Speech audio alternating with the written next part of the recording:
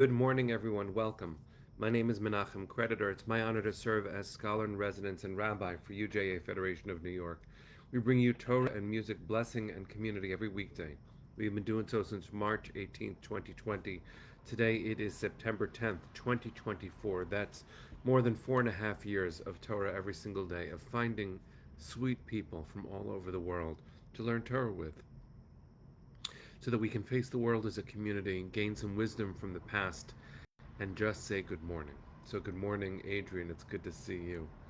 Hi, Nina. Shari and Ashley, Boker Tov. Penny, it's good to see you. It is broadcast 1134. Thanks for keeping us on track.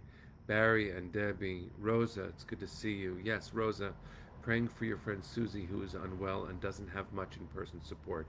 Praying for her right now. I know that everyone joins me in that. Michelle and Lisa, it's good to see you. Arlene, Jacqueline, Haley, Amy, good morning. It's good to see everybody. Hi, Susie. Jonathan and Stan, Linda and Patricia, Lydia, Dale, Cecile, Iris. Oh, it's so good to see all of you. Sorry, my screen is jumping because so many people joined in the last moment. Iris and Natalia, Debbie and Catherine. It is evening in Australia. Gewalt.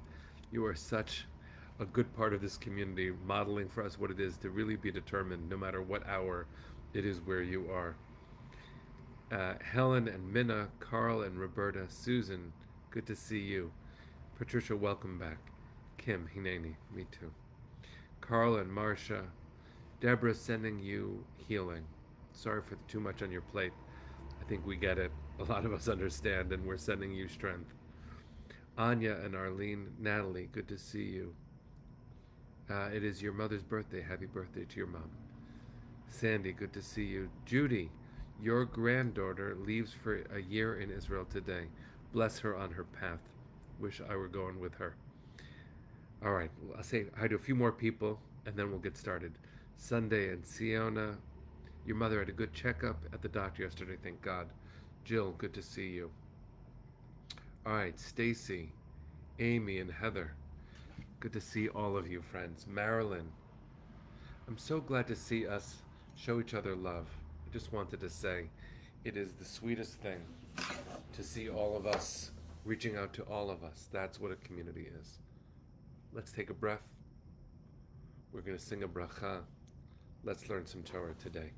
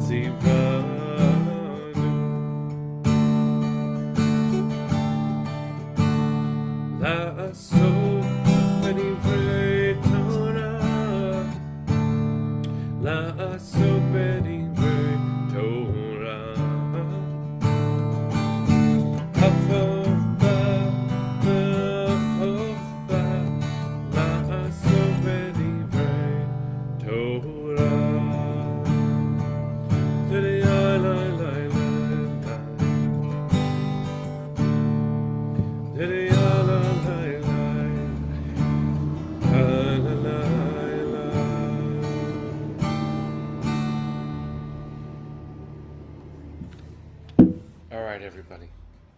It is broadcast 1134. It is day 340 since October 7th. It's almost a year. Every day, friends, we have been not just counting the days, but praying for our family, praying for each other, and really, really, really hoping that we will see some better news. There have been moments where we feel more hopeful. This last week has been excruciating. Um, and what I want to make sure we do is that we keep track of how our hearts are doing as we fight this fight. So we're going to learn some Torah today, but I'm asking you today to give yourself an extra dose of strength. Give yourself some extra presence. We're praying for our families. We're bringing memory into this. It is beautiful, beautiful. But today marks many different things, including the eve of September 11th, which was yet another unfathomable moment in recent history. And when I say recent, how striking it is to think about how long it's been 23 years. So there's a lot happening in our world, there's a lot happening in our people's experience, there are things happening in our immediate family's experiences. All of it matters. Today, I'm asking you to put a little bit of extra emphasis on taking care of yourself, on seeing yourselves, and knowing that you matter as much as any of the things that we are praying for. So please continue to take good care of yourselves. It's Parshat Ki Teitzei, and yesterday we talked about the rules of engagement in war, which is how the Parsha begins, Ki Teitzei LaMilchama, when you go out to war, which of course is not the ideal. The Torah doesn't speak only ideals, it speaks in terms of the real, how we face the real world. Well, in Ki Teitzei there is a very, very practical rule. In fact, you should know that about 12% of all of the mitzvot, all of the commandments in the Torah, happen in this week's Parsha. Ki Teitzei includes, I think the number is 74 mitzvot, 74 rules that are enumerated in 1 week's Torah portion. That's a lot. Well, one of them is of the Ma'akeh. So if you think Ma'akeh in Hebrew is a strange word, the English translation might not be much better. Parapet. The rule of a parapet goes like this. When you build a new house, you must make a parapet for your roof in order that you won't cause bloodshed in your house by one who falling off of it. Now, I want to first of all translate what a parapet is and then think about it out loud, wondering about how it might apply to this moment. A parapet is a fence that you have to build around your roof. And interestingly enough, as tradition continued to evolve outside of and beyond after the Torah itself, the rabbis include people in this rule who don't quite build a home, but who move into one. So think about this. If you move into a house and that house has a roof, you are obligated to build a fence around that roof, a parapet, even if you didn't build the house. The Torah seems to indicate that only when the house is being built is someone obligated, but even when you inherit or purchase the house, you are now obligated. And the person who falls off of the roof, God forbid, is your responsibility. Well, what are they doing on your roof? You didn't allow them, you didn't invite them, you didn't say, come on my roof, which would more logically obligate you. No, the structure that you inhabit is inherently responsible for anyone who finds themselves on it. You and I can apply this in countless ways. Rabbi Sharon Brous gave a phenomenal Dvar Torah, a sermon some years ago, recognizing that in the United States of America, even those who came to the shores, whose ancestors came to the shores far after the abolition of slavery, still inherited a structure, this home of ours, with beams that were corrupt when they were installed, which means I didn't build this house, but now I live here. I live here, and it is my responsibility. Anyone who is in this home that I now inhabit, or dependent upon it, or vulnerable to it, I am called to take responsibility for them. So much meaning in this one biblical rule that we can apply in countless ways. If you know anyone who has a pool, the rules for building a fence around the pool include, God forbid, the liability of someone who is trespassing on your property, and God forbid, would be vulnerable because there's a pool to fall into. We can apply these in physical ways, but the question that I want us to think about today also is, how do we apply this on a metaphysical level? What does it mean to take responsibility for those around us? Even if we did not create the conditions ourselves that render someone vulnerable, we are called to be caretakers of society and to remember that anyone vulnerable that I can help, I must help.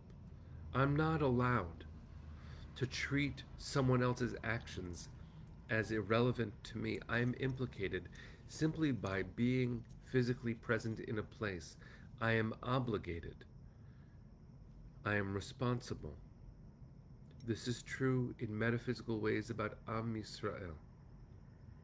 I am not on the land that is my homeland right now. But what happens there, because I can be a part of it, implicates me. I am in, right now, a territory known as the United States of America. What happens here is on me. I am obligated. I am responsible, not only in my literal backyard, but in this society that we share. As Rosa just said, because we are aware, we become responsible. Once you see something, you are responsible for it. Once I live in a place, even if I didn't build it myself, all of its implications are upon me. I want to bless us for a moment with where I began and where I think this rule pushes us to go. First of all, we have to take care of ourselves so that we can take care of others, because awareness comes with burden. As the great Stan Lee said through Spider-Man's uncle, with great power comes great responsibility. We are obligated. The more aware we are, the more responsible we are. What do we do with that responsibility? It is 340 days into October 7th. And it doesn't get simpler because we simply become more aware. And there's nothing simple the more aware we become. We are obligated to conduct ourselves when we go out to war, when we build a structure, when we inhabit a place. No matter what we do, we are obligated. What will you do with the responsibility you bear? Well, the comfort here, though it's a complicated kind of comfort, is to recognize, friends, that what Rabbi Abraham Joshua Heschel taught us is true. Here we are, images of God, a fraction of God's infinite power at our disposal. What will you do with this great power you wield in the world, friends? The rules of the Ma'akeh, the parapet, come to teach us that we are obligated, we are structurally obligated to tend to society, the most vulnerable around us. These last 340 days, we have been among the most vulnerable around us too. That remains true on campus, it remains true at kosher restaurants, it remains true in Jewish businesses, it remains true at places of Jewish learning, it remains true on the internet, it remains true in politics, it remains true in our homeland. There is no sphere right now that doesn't require energy of us, and that can be draining. So the gift I hope you will give yourself, friends, today is take good care of yourself, because we are obligated to take care of everyone. It starts with family, and the ripples continue, because we are called to be nothing less than a holy people who tend to everything around us. The rules of the parapet tell us that our Daled Amot, our 4 cubits, are not all we are obligated to maintain and protect. We are obligated to take care of everyone who is near us. We start with those nearest, and the circles continue to expand. So I bless you to think about such things, all the while making sure to really tend to your own heart, because you are one of those people that you are obligated to care for.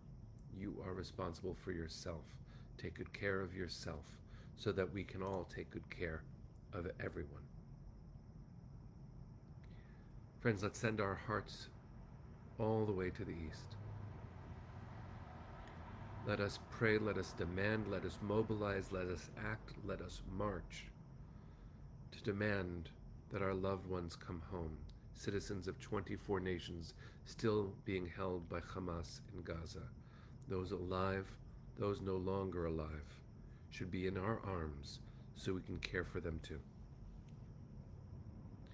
Kol hod balevav pnima nefesh Yehudi homia ulefate mizrach kadima ayin letzion tzofia on lo avda tikvateinu hatikva bat shnot alpayim להיות עם חופשי בארצנו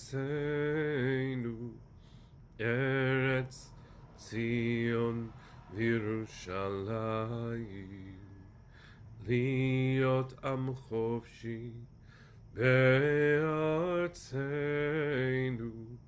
ארץ ציון וירושלים. Bring them home now. Am Yisrael Chai.